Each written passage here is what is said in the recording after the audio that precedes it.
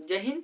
आज हम लोग परसेंटेज का लेक्चर नंबर 8 में सीरीज और वेन डायग्राम को कंटिन्यू करेंगे। यह हमारा लास्ट लेक्चर रहने वाला है। नंबर 47 को देखेंगे। क्वेश्चन नंबर 47 जो है वो सीरीज कॉन्सेप्ट का क्वेश्चन है। क्वेश्चन क्या बोल रहा है कि the population of a city का पॉपुलेशन जो है वो कितना है, 2500 है। कितना है, 2500। इफ इट इज इंक्रीजिंग, और ये बढ़ रहा है, ये क्या हो रहा है, इंक्रीज कर रहा है, बढ़ रहा है। कितना परसेंट से, तो 10% से, और हर साल बढ़ रहा है, एवरी ईयर बढ़ रहा है। देन पॉपुलेशन आफ्टर 2 ईयर, 2 साल के बाद कितना होगा पॉपुलेशन। कुछ नहीं करेंगे, यहाँ लिखेंगे क्या, जो अभी हम लोग का करंट पॉपुलेशन है कितना है, 2500, इसको हम लोग यहाँ पे लिखेंगे 2500। ठीक है, 2500 को यहाँ लिख देंगे। अब 10% बढ़ रहा, 10% बढ़ रहा मतलब अगर हम लोग पॉपुलेशन को 100 मानते हैं तो 10% कितना होगा, 10 होगा, और 10% बढ़ रहा तो कितना हो जाएगा, 110 हो जाएगा। तो यहाँ पे लिखेंगे 110। और कितना परसेंट था पहले, 100 माने थे तो 100 यहाँ पर लिख देंगे, 100 लिख देंगे। कितना साल बढ़ रहा, कितना साल का हम लोग को बताना, 2 साल का बताना, तो 2 बार इसको हम लोग लिखेंगे, 2 बार। तो 110/100। यहाँ तक समझ में आ गया होगा, यहाँ तक समझ में आ गया होगा। अब 0 से 0 को काटते हैं, 0 से 0 को काटते हैं, 2 0, यहाँ से 2 0 कट जाएगा, 1 0 इसका, 1 0 यहाँ कट गया, फिर 1 0 इसका, 1 0 यहाँ कट गया। अब बच क्या गया, तो यहाँ बच गया 25 × 11 × 110, यही बच गया। अब इसको इंटू करते हैं, मल्टीप्लाई करते हैं, तो 25 × 11, 25 × 11 कितना हो जाएगा, तो 5 1 जा 5, 2 5 7, और 2 का 2 हो जाएगा। ये ट्रिक है 25 को 11 से मल्टीप्लाई करने का।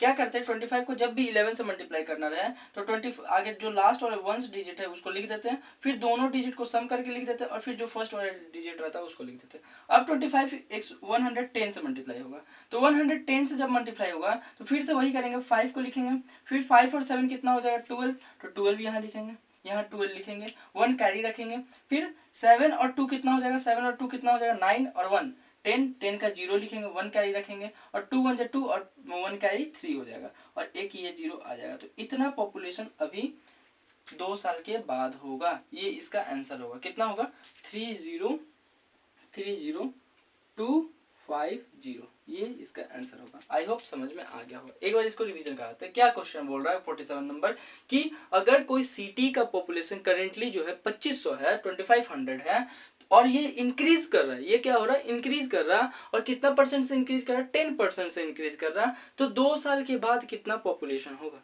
जो करेंटली पॉपुलेशन है जो 2500 है उसको यहाँ लिखेंगे, और जितना बढ़ रहा है उसको क्या करेंगे, मल्टीप्लाई कर देंगे। अगर 10% बढ़ रहा, मान के चलिए अगर अभी करेंटली 100% पॉपुलेशन है तो 10% कितना होगा, 110%, तो 110% को यहाँ लिखेंगे। परसेंटेज हटेगा तो नीचे 100 आएगा, इसलिए डायरेक्टली 100 लिख दिया। और 2 साल के बारे में बताना है, 2 साल का बताना है, तो 2 बार 110 को लिखेंगे, और नीचे 100 आएगा। अब 0 को काटेंगे, 2 0, 2 0 को काट दिया, 1 0 इसका, 1 0 को काटा, और ये 1 0 यहाँ पे काट दिया। बचा क्या, 25, 25 यहाँ पे लिखे, यहाँ से बचा 11 यहाँ लिखे, और 110 यहाँ का बचा, तो 110 यहाँ पे लिखे। अब 25 को अगर 11 से मल्टीप्लाई करना, कोई भी नंबर को अगर 11 से मल्टीप्लाई करना रहता है तो क्या करते हैं, जो नंबर रहता है 11 को छोड़ देते हैं, जो नंबर रहता है उसको यहाँ पर लिखेंगे, फर्स्ट नंबर यूनिट प्लेस पे, जो मतलब 1 डिजिट पे जो रहेगा उसको लिखेंगे, फिर क्या करेंगे, ऐड कर देंगे, फिर नंबर डिजिट को क्या कर देते हैं, ऐड कर देते हैं, डिजिट को ऐड करेंगे, 5 और 2 तो क्या होगा, 7 होगा, तो 7 लिखेंगे, और जो फर्स्ट डिजिट रहता है उसी को फिर उतार देते हैं। तो ये होता है 11 से मल्टीप्लाई करने का तरीका। तो 2 यहाँ पे उतर जाएगा। अब 275 को 110 से मल्टीप्लाई करना, 110 में भी अगर 0 को ढक देते तो क्या बचेगा, 11, तो फिर से 11 से ही मल्टीप्लाई करना, तो फिर से वही करेंगे, 5 को लिख देंगे, और 7 और 5 12, 12 का 2 लिखेंगे, 1 कैरी रखेंगे, फिर 7 और 2 9, 9 और 1 कैरी 10, 10 का 0 लिखेंगे, 1 कैरी, 2 1 जा 2, और फिर 1 कैरी जो था कितना हो गया, 3 हो गया, तो यहाँ 3 लिख देंगे, और फिर ये 0 यहाँ लग जाएगा। तो करेंटली पॉपुलेशन कितना होगा, मतलब 2 साल के बाद कितना हो जाएगा पॉपुलेशन, 30,250। आई होप आपको समझ में आया होगा। तो अब हम लोग क्वेश्चन नंबर 48 देखेंगे। क्वेश्चन नंबर 48 क्या बोल रहा है, the value of machine depreciated every year by 10%। ठीक है, मतलब एक मशीन है जिसका वैल्यू हर साल जो है कम होते जा रहा है, और कितना परसेंट से कम हो रहा है, 10% से कम हो रहा है। ठीक है, अगर प्रेजेंट में मतलब आज जो है उसका वैल्यू कितना है, उसका रेट कितना है, उसका दाम कितना है, तो 35,000 दाम है। Then the value of machine after 2 year will be, मतलब 2 साल के बाद उसका दाम कितना होगा। ये क्वेश्चन CHSL 2022 का क्वेश्चन है। सॉल्व करते हैं, कैसे बनेगा ठीक है। इसको भी हम लोग क्या करेंगे, सीरीज मेथड से ही सॉल्व करेंगे। क्या लिखेंगे यहाँ पे, जो करंट प्राइस का दाम है यहाँ पर लिखेंगे। तो करंट कितना है मशीन का दाम 35,000, 35,000 तो 35,000 को यहाँ लिखेंगे। अब इस डिप्रिशिएट हो रहा है, डिप्रिशिएट को समझते हैं थोड़ा सा वर्ड को। डिप्रिशिएट, डिप्रिशिएट मतलब क्या होता है, डिप्रिशिएट मतलब होता है कमी, कमी मतलब मशीन जो है, मशीन को जब हम लोग यूज करेंगे तो वो क्या होता है, उसका रेट में कम आता है, उसका रेट जो है उसका वैल्यू गिरता है। अगर मान लीजिए कोई भी चीज है, आप ये सामान को यूज कर रहे हैं, यूज कर रहे हैं, यूज कर रहे हैं, तो इसका रेट क्या होगा, कम होते जाएगा, रेट कम होते जाएगा। ठीक है, तो यहाँ पे डिप्रिशिएट हो रहा है, वैल्यू जो है डिप्रिशिएट हो रहा है, और कितना परसेंट से डिप्रिशिएट हो रहा है, कितना परसेंट से कमी आ रहा है, 10% से, 10% से। प्रेजेंट वैल्यू जो है वो यहाँ पर लिख दिए 10% से कम हो रहा है। तो अगर 100% अभी रेट होगा तो डिप्रिशिएट होने के बाद कितना हो जाएगा, 90% हो जाएगा। अगर 100% इसका जो भी प्राइस है 100% मान लेते हैं, तो कमी आने के बाद कितना, 10% का कमी आएगा तो कितना होगा, 90 हो जाएगा। 100 में से 10 माइनस होगा, 90 हो जाएगा। तो यहाँ लिखेंगे 90%। और परसेंट लिखने के बजाय क्या करेंगे, यहाँ परसेंटेज लिख के उसके नीचे परसेंटेज जब हटा दे तो यहाँ पे 100 आता है तो 100 लिख देंगे। अब हम लोग को रेट कितना दिन को पूछ रहा है, मतलब इसका मशीन का वैल्यू कब का बताना है, 2 साल के बाद का बताना है। तो 2 बार इसको लिखेंगे, कितना बार लिखेंगे, 2 बार। तो 90 × 100 2 बार लिख देंगे। अब जीरो को जीरो से काटते हैं, 2 जीरो जो है यहाँ का 2 जीरो को काट देगा, यहाँ का 2 जीरो को काट देगा। ठीक है, फिर 1 जीरो जो है यहाँ का 1 जीरो को काट देगा, और फिर ये 1 जीरो जो है यहाँ से कट जाएगा। तो बचा क्या, बचा क्या, 35 35 × 9 × 9 9 9 जा 81। तो यहाँ पे हम लोग लिख देते हैं 81 एक के बाद, और यहाँ का जीरो जो है यहाँ पे आ जाएगा। तो इतना बचा। ठीक है, अब इसको हम लोग को मल्टीप्लाई करना है 35 × 81। 35 × 81 अगर कभी भी मल्टीप्लाई करना है, या कोई भी नंबर को अगर 2 डिजिट का नंबर को मल्टीप्लाई करना है, तो क्या करना है कि आगे ये दोनों नंबर को मल्टीप्लाई करना है। सबसे पहले क्या करना है, यूनिट डिजिट वाला नंबर को मल्टीप्लाई करना है। तो 5 1 कितना होता है, 5। तो यहाँ लिखेंगे 5, यहाँ लिखेंगे 5।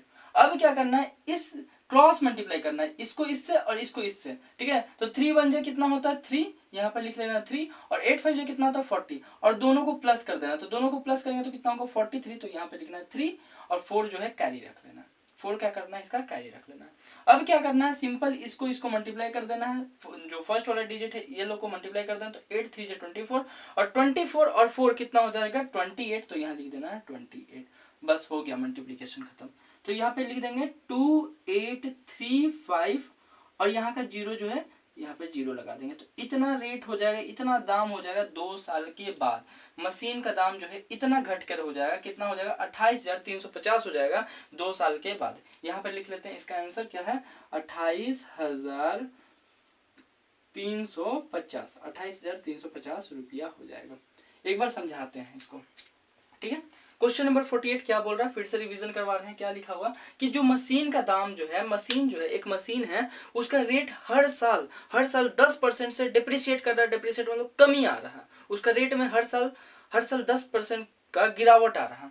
और प्रेजेंट वैल्यू जो है, उसका रेट जो है प्रेजेंट में कितना है 35,000 है।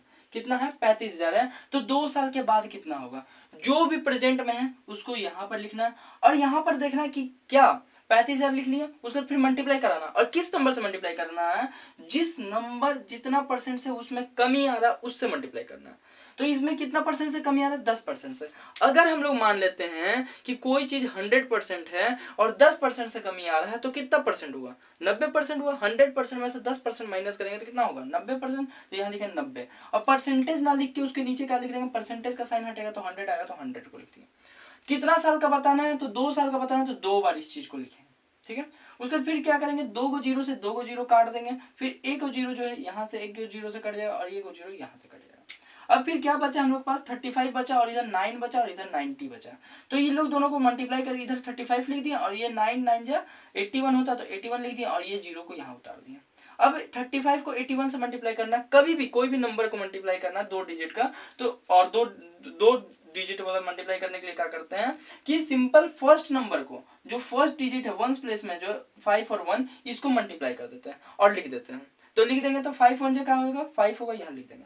उसके बाद क्या करते हैं, क्रॉस मल्टीप्लाई करते हैं। तो 3 1 कितना होता है 3, और 8 5 होता है 40।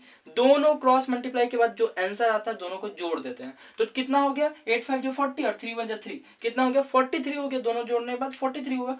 43 हुआ तो 43 का 3 लिखेंगे और 4 को कैरी रखेंगे। फिर पहले वाला जो डिजिट है, जो सामने सबसे फर्स्ट में 10th प्लेस पर डिजिट है, उसको मल्टीप्लाई कर देंगे। तो 8 3 कितना हो जाएगा 24, और 24 में जो कैरी था 4, उसको ऐड कर देंगे तो 28 हो जाएगा। तो यही हो गया आंसर। तो यहाँ पे लिख देंगे 28350 और ये 0 यहाँ पर लग जाएगा तो हो जाएगा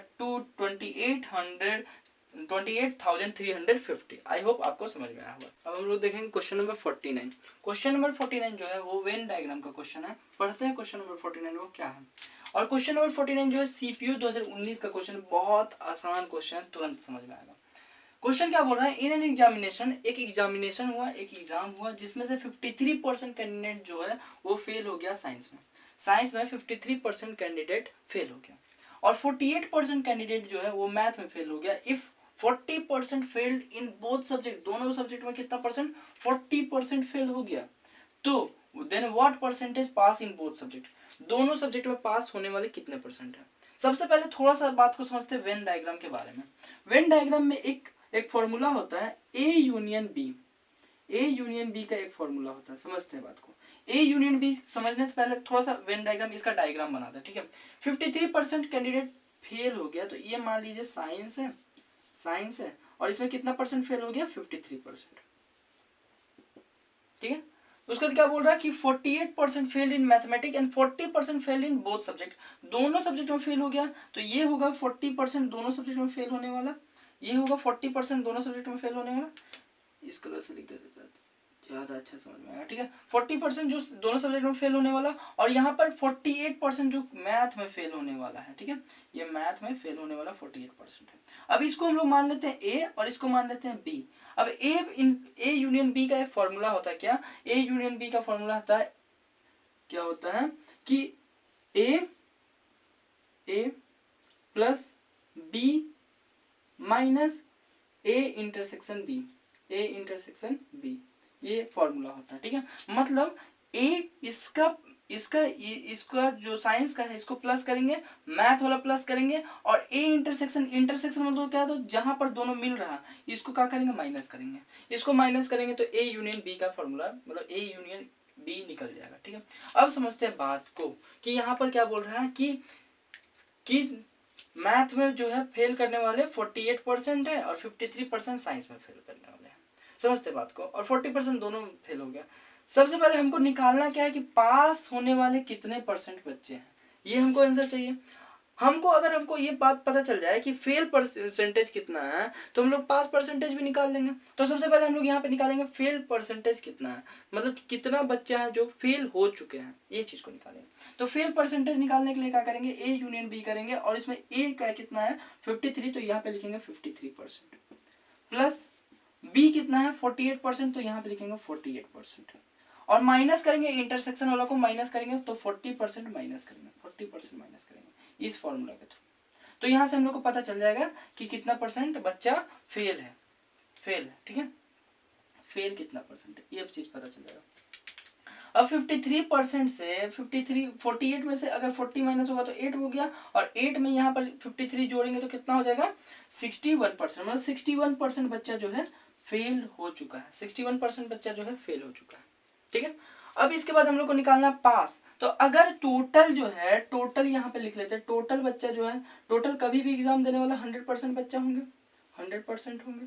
अगर 100% में से 61% फेल हो गया तो पास कितना परसेंट होगा, तो पास कितना परसेंट होगा, तो 100% में से क्या करेंगे 68% को माइनस कर देंगे, 68% को कर देंगे माइनस कर देंगे, तो कितना आ जाएगा आंसर 32% पास हो जाएगा बच्चा। बस यही था इसका आंसर, 32% बच्चा क्या हो जाएगा, पास हो जाएगा। इसका आंसर क्या होगा 32%, ये 32% इसका आंसर होगा। आई होप आपको समझ में आ गया।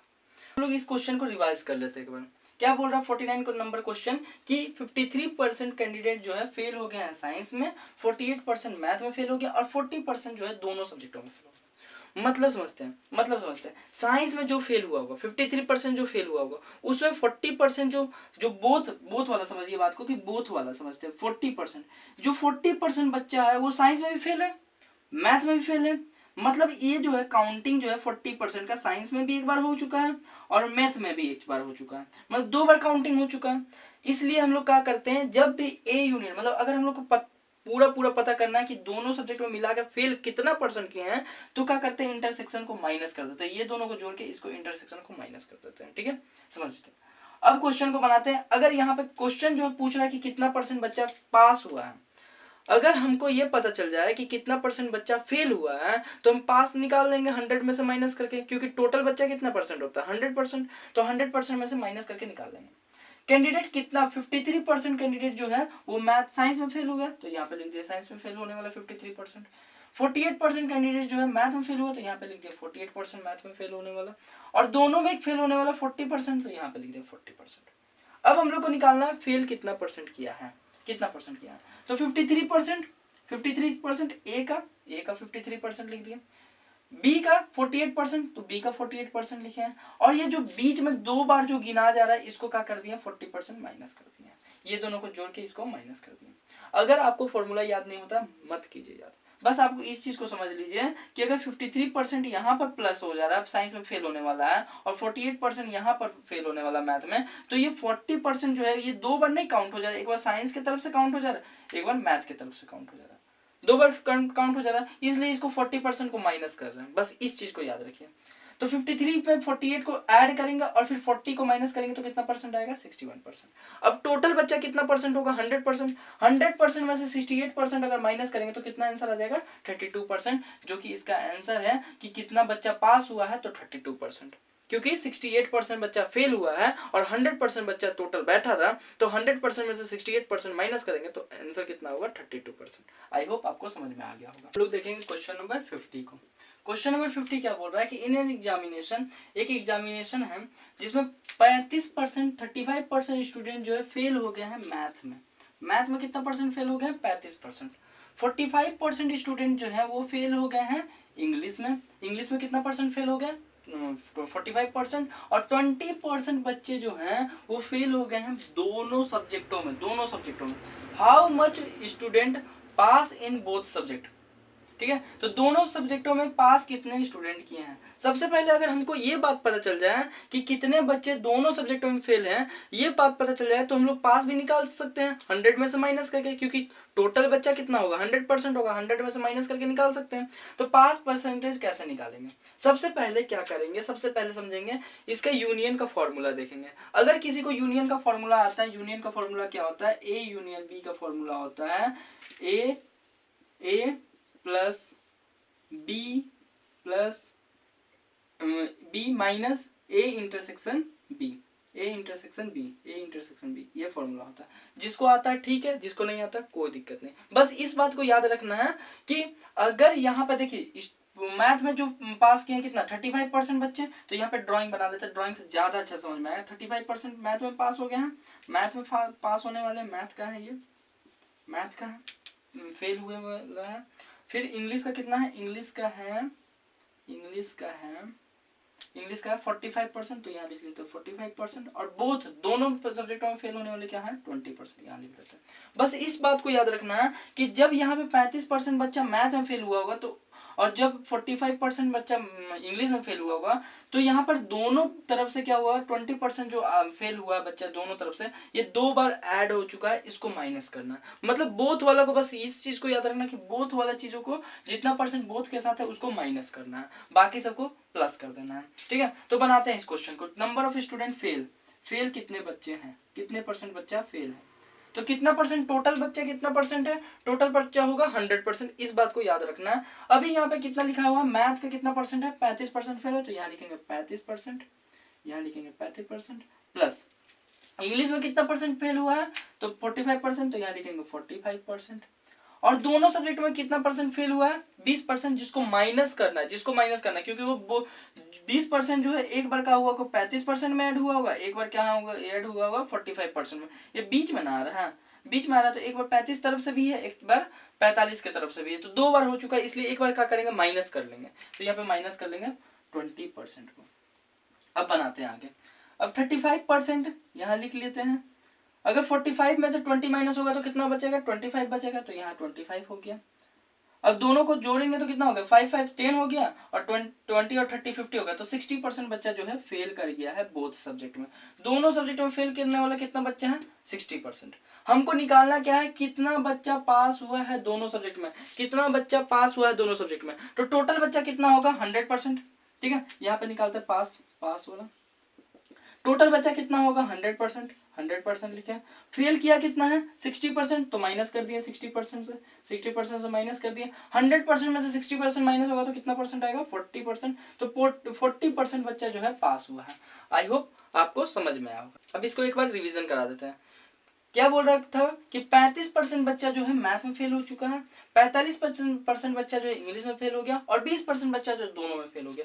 बस एक बात को याद रखेंगे, जो दोनों में फेल हुआ है वो 2 बार काउंटिंग हो चुका है। एक बार मैथ की तरफ से काउंटिंग हो चुका है और एक बार इंग्लिश की तरफ से काउंटिंग हो चुका है।